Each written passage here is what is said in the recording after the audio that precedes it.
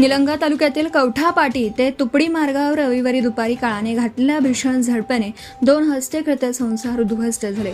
2 दुचाकींच्या समोरासमोर झालेल्या धडकेत शिवूरचा सोहेल रहीम शेख वय वर्ष 22 आणि गौरचा अमर सुनील देशमुख वय वर्ष 30 या 2 तरुणांचा दुर्दैवी मृत्यू झाला.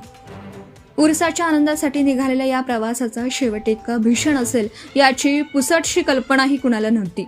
शिवूर येथील सोहेल हा आपल्या कुटुंबाचा एकुलता एक आधार होता.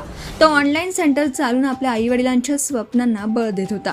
तुपडी येथे सुरू असलेल्या मक्कामा दरगाहच्या उरसासाठी त्याची आई आणि बहीण आधीच आजोळी पोहोचल्या होत्या.